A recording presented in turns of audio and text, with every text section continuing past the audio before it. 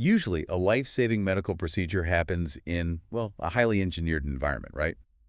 Bright lights, scrubbed-in teams, clear protocols. Right, yeah. You control every variable possible so the medical team can just, focus entirely on the patient. But for today's deep dive, we're taking that controlled environment and throwing it into a pitch-black maze.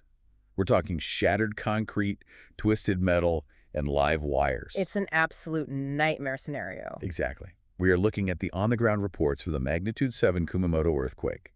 Specifically, the massive explosion at the Aeon Mall right in the middle of the disaster response. Yeah, that explosion really changed everything on the ground. It really did. And our mission for you today is to cut through all that chaos and look at how medical and rescue teams actually coordinate to reach trapped survivors when the ground under their feet is just, well, completely unstable. To really understand this, we have to look at the reality these first responders were stepping into. We have transcripts from ARROS, which is the specialized airborne and disaster relief medical team. Right, their drive is just intense. Unbelievably intense. There's this one doctor's raw log that simply says, and I quote, "I can't sleep today. Someone might die while I'm sleeping." Wow. That kind of operational urgency is just incredible. Yeah, but the thing is, they couldn't just rush blindly into the wreckage. The mall had zero electricity, no running water, So it's pitch black and totally compromised. pretty much. So the medical teams had to lock into this incredibly strict partnership with the police and fire departments. A doctor only moved forward into the rubble up to the exact inch that a firefighter had physically secured and confirmed was safe.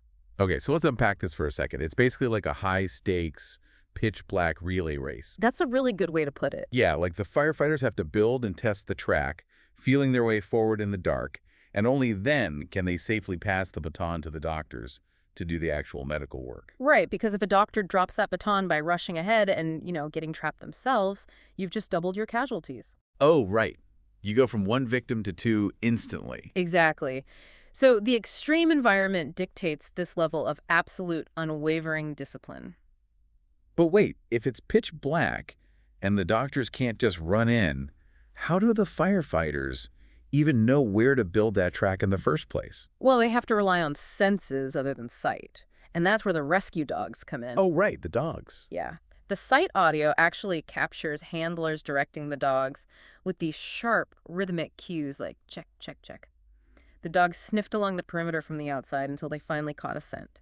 And that's when they alerted the teams near the parking lot, right? Exactly, yeah.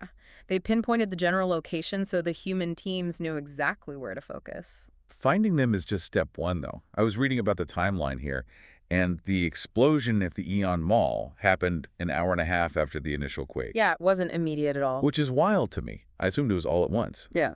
That 90-minute delay must just completely destroy any sense of safety the survivors had managed to build up while waiting in the dark. It shatters it completely. Survivors inside described the ground violently thrusting upward. They reported feeling like they were floating. Floating?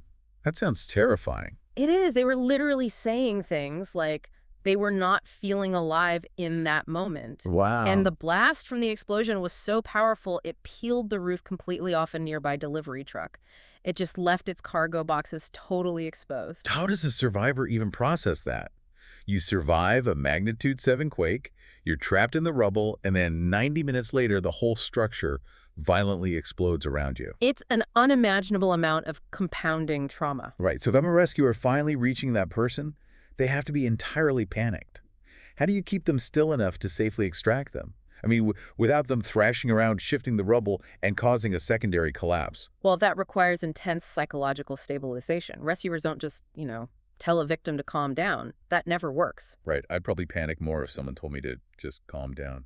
Exactly. So instead, they use continuous, calm narration of every single movement they are making.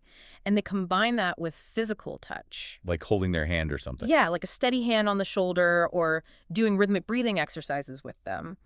The goal is to ground the survivor back in reality. They are physically anchoring a person whose entire world just violently shifted twice.